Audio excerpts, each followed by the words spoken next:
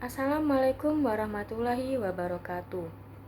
Perkenalkan, nama saya Muzalifah dengan ujung NIM 056. Di sini saya akan menjelaskan sebuah poster yang berjudul Varian Kualitatif Kacang Tanah, Hasil Kultur In Vitro dan Hasil Seleksi In Vitro. Langsung saja kita ke abstrak. Abstraknya menjelaskan bahwa kultur jaringan yang melewati fase kalus dapat menginduksi variasi soma klonal yang dipengaruhi oleh penambahan bahan selektif pada media kultur.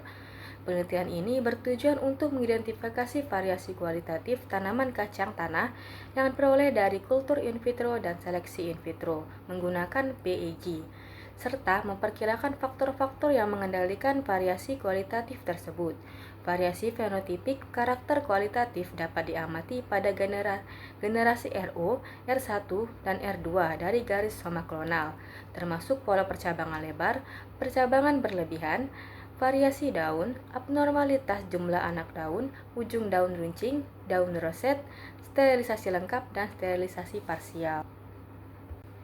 Selanjutnya ada pendahuluan, di mana teknik kultur jaringan diperlukan untuk menghasilkan embrio somatik, menginduksi variasi soma klonal, dan meregenerasi tanaman dengan karakter unggul dari embrio somatik varian. Teknik ini diperlukan untuk melakukan seleksi in vitro, seperti yang telah terbukti efektif dalam menghasilkan tanaman kacang tanah yang toleran terhadap cekaman kekeringan. Variasi soma klonal dihasilkan selama kultur in vitro sering bersifat heritable dan dapat dianalisis dari segi fenotip, protein, serta struktur kromosom dan DNA. Namun, kajian terkait keragaman karakter kualitatif pada kacang tanah tanaman hasil kultur in vitro masih terbatas. Oleh karena itu, penelitian ini bertujuan untuk mengevaluasi varian kualitatif yang muncul pada tanaman kacang tanah, hasil kultur in vitro dan seleksi in vitro, serta faktor-faktor yang mengendalikan varian tersebut.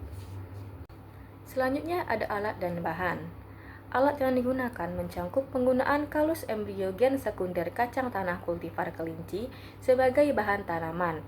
Kalus ini disubkultur dalam media MS ditambah Picloram 16 mikromili untuk induksi variasi soma klonal.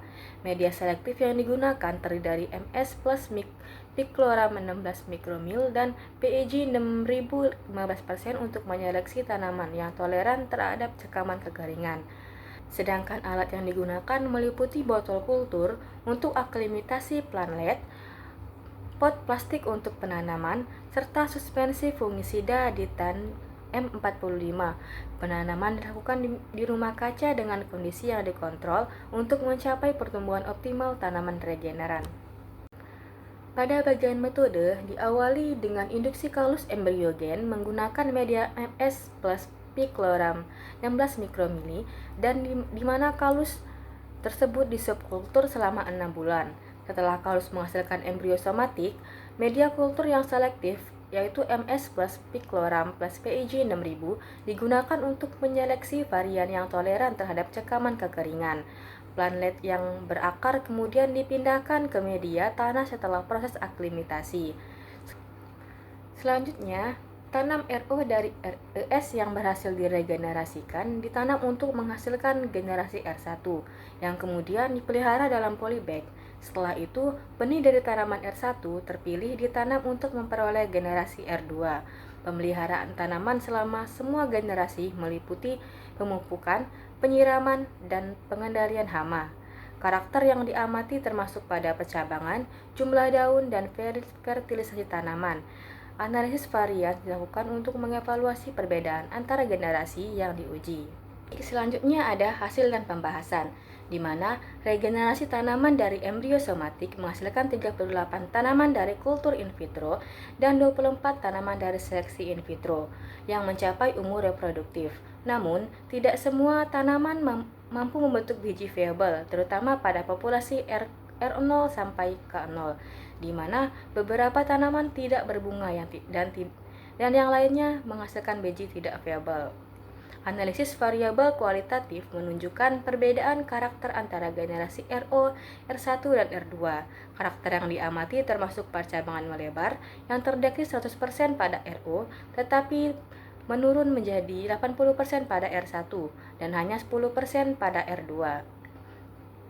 Percabangan berlebihan muncul pada 71% tanaman RO, tetapi tidak terdeteksi pada R1 dan R2. Selain itu, Phyllotaxis daun roset dan ujung meruncing hanya terdeteksi pada RO, namun tidak muncul pada generasi selanjutnya.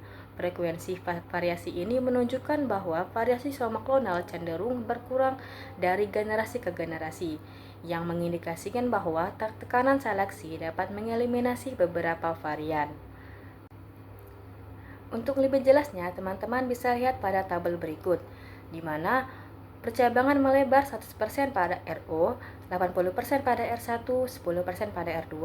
Percabangan berlebihan menunjukkan 71% pada RO, 5% pada R1 dan tidak terdeteksi pada R2. Sedangkan Phyllotaxis daun roset 10% pada RO, tidak terdeteksi pada R1 dan R2. Daun pentafoliat 26% pada RO, 50 dan 25% pada R1 dan R2. Dan daun heksafoliat atau lebih tidak muncul pada RO, 35% pada R1 dan 25% pada R2. Ujung daun meruncing 16% pada RO, tidak terdeteksi pada R1 dan R2. Dan variasi variegata pada ujung daun 8% pada RO, tidak terdeteksi pada R1 dan R2.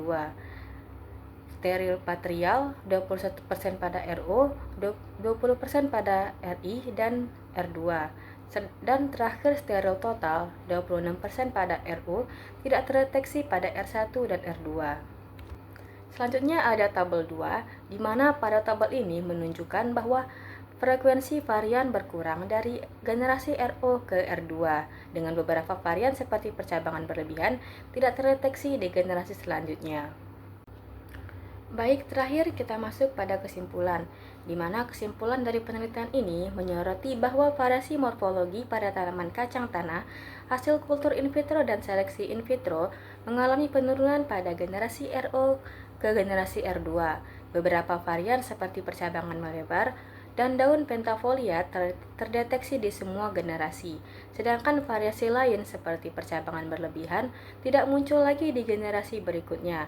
Varian steril total hanya terdeteksi pada generasi RO dan tidak berlanjut. Selain itu, variasi yang diamati diduga dipengaruhi oleh faktor genetik yang menunjukkan bahwa karakteristik yang dihasilkan dapat diturunkan dari satu generasi ke generasi yang lain.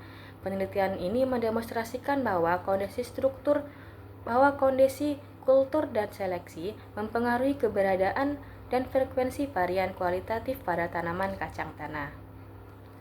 Sekian presentasi dari saya tentang variasi kualitatif kacang tanah, hasil kultur in vitro dan hasil seleksi in vitro. Saya akhiri, wassalamualaikum warahmatullahi wabarakatuh.